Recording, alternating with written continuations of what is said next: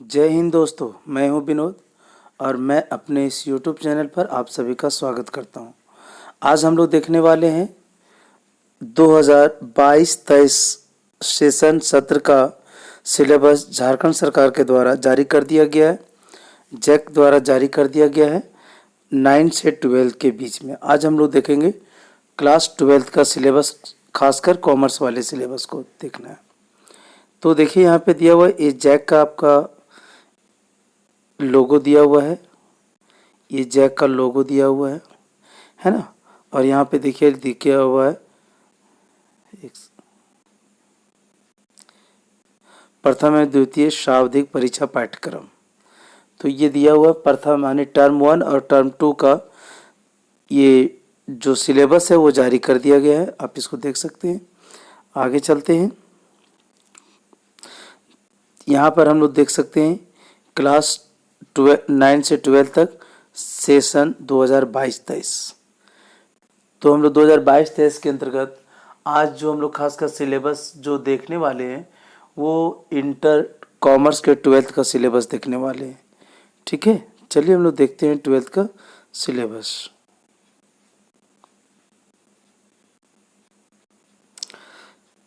आज हम लोग देखते हैं पाठ्यक्रम के अंतर्गत शैक्षणिक सत्र 2022-23 कक्षा 12वीं यानी क्लास 12th का हम लोग सिलेबस देखेंगे।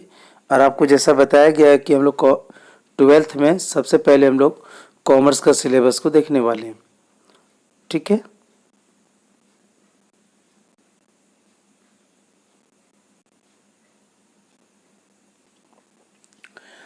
सबसे पहले हम लोग देखते हैं, जैसा कि आपको पता है कि जो सिलेबस अभी फ़िलहाल जो वर्तमान जैक बोर्ड में लागू है वो टर्म 1 और टर्म 2 में तो 2 पार्ट में एग्ज़ाम लिया जाता है, जिसमें होता है क्या, एक होता है टर्म 1 और दूसरा होता है टर्म 2। टर्म 1 में क्या होता है, टर्म 1 में केवल MCQ रहता है ना। और टर्म 2 में क्या होता है, वो सब्जेक्टिव टाइप का होता है। तो MCQ में क्या होता है यानी और 4 मल्टीपल चॉइस होता है, उसमें से कोई एक आंसर सही होते हैं जिसका जवाब उनको देना पड़ता है। ये आपका टोटल 50 मार्क्स का टर्म 1 में पूछा जाता है और 50 मार्क्स का टर्म 2 में पूछा जाता है। तो जो 50 मार्क्स का पूछा जाता है तो जैसा कि पता है कि 10 मार्क्स कॉलेज से जाता है, 40 मार्क्स का ही आपका MCQ क्वेश्चन सेंटर पर आता है। ठीक है, तो चलिए हम लोग देखते हैं। सबसे पहले यहाँ पर हम लोग देखते हैं इकोनॉमिक्स का सिलेबस देखा जा सकता है यहाँ पे, इकोनॉमिक्स 12th। ठीक है, और टर्म 1 के अंतर्गत आपका दिया हुआ है, देख सकते हैं यहाँ पे, ये आपका पार्ट ए और पार्ट बी। ठीक है, यानी कुछ चैप्टर पार्ट ए से रखा गया। पिछले वर्ष की अपेक्षा इस बार काफ़ी परिवर्तन कर दिया गया है।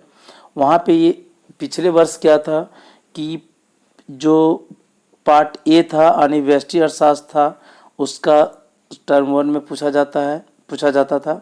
और दूसरा जो था व्यष्टि यानी कह सकते हैं हम लोग समष्टि अर्थशास्त्र जो था वो पढ़ना था टर्म 2 में। लेकिन अब जो है वो आप यहाँ पर देख सकते हैं कि कुछ सिलेबस पार्ट ए रखा गया टर्म 1 में, कुछ 2 का रखा गया, और उसी तरह टर्म 2 में कुछ पार्ट ए का रखा गया, कुछ पार्ट बी का रखा गया।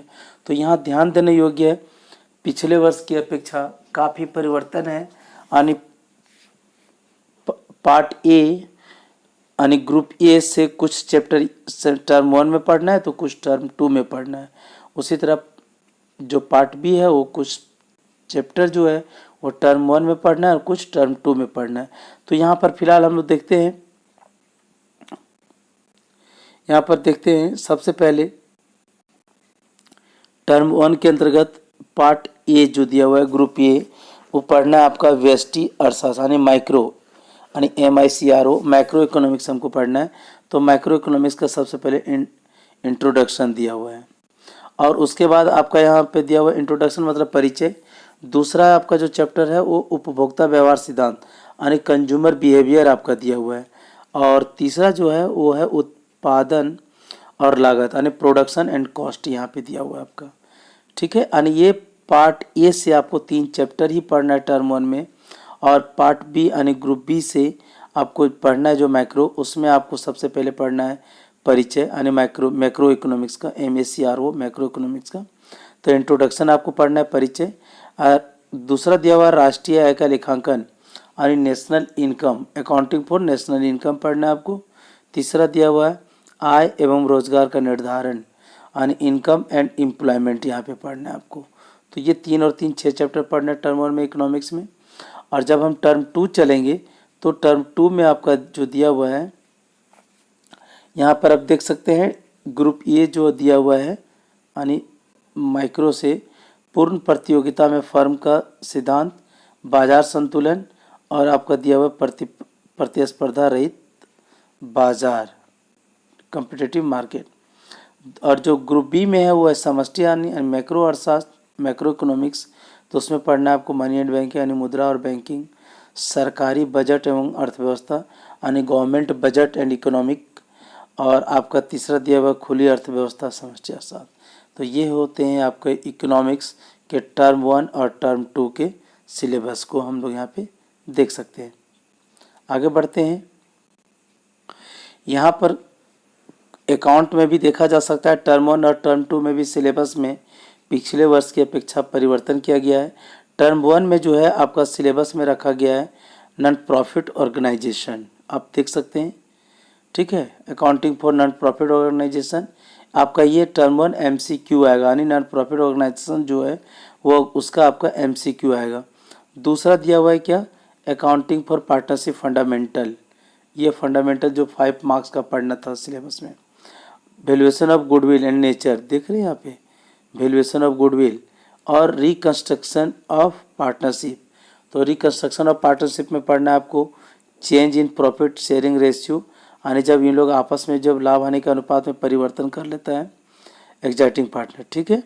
और 5वां पढ़ना है एडमिशन ऑफ पार्टनर यानी साझेदार का प्रवेश, retirement and death of partner यानी रिटायरमेंट यानी अवकाश ग्रहण और साझेदार का मृत्यु पढ़ना है। उसके बाद पढ़ना है financial statement of company, balance sheet, ठीक है, यानी ये आपका फिनेंशियल स्टेटमेंट पढ़ना है आपको, उसमें से दिया हुआ है आपको केवल बैलेंस शीट पढ़ने के लिए, ठीक है। आगे थोड़ा सा देखते हैं हम लोग।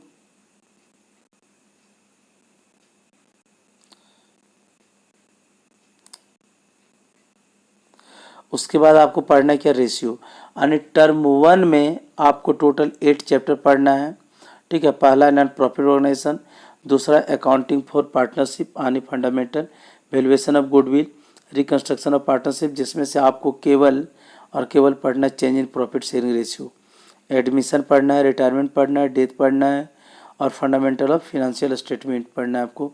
इसका मतलब है कि पार्टनरशिप का सारा चैप्टर पढ़ना है। अब चलते हैं हम लोग टर्म 2 में। तो टर्म 2 में आपका देखा जा सकता है पढ़ना है यहाँ पे आपको कंपनी अकाउंट में है आपको issue of share, company account में है आपका 2 चीज़, शेयर और डिवेंचर, इसमें पढ़ना है इशू ऑफ शेयर। दूसरा पढ़ना है आपको कंपनी अकाउंट्स के ही अंतर्गत forfeited and re issue of share, ठीक है। तो इसका मतलब शेयर पूरा पढ़ना है, कंपनी अकाउंट्स के अंतर्गत ही पढ़ना है इशू ऑफ डिवेंचर। उसके बाद है क्या, कंपनी अकाउंट्स के अंतर्गत रिडेम्पशन ऑफ डिवेंचर। उसके बाद है क्या, analysis and interpretation of financial statement यानी फिनेंशियल स्टेटमेंट का जो दूसरा पार्ट छूट गया था वो आपका टर्म 2 में डाल दिया गया, और ये है कैश फ्लो स्टेटमेंट। तो इस तरह से हम लोग देख सकते हैं अकाउंट का सिलेबस का डिस्क्रिप्शन जो पिछले वर्ष की अपेक्षा काफ़ी बदल चुका है, ठीक है। आगे हम लोग देखते हैं। अब हम लोग देखते हैं BST, business studies. Business studies में देखते हैं टर्म 1 में पूछ रहा है आपका nature and significance of management, principle of management, management and business environment, planning, organizing, staffing and direction, यानी ये 7 चैप्टर आपको MCQ में आपको पढ़ना है यानी टर्म 1 के हिसाब से, ठीक है। और टर्म 2 में जो आपको पढ़ना है वो है आपका पहला कंट्रोलिंग, दूसरा है फिनेंशियल मैनेजमेंट, तीसरा है फिनेंशियल मार्केट और चौथा है मार्केटिंग। ये बहुत डिस्क्राइब है, ये बहुत सारा चैप्टर है, ये लगता है छोटा देखने में लेकिन बहुत सिलेबस में पढ़ना है।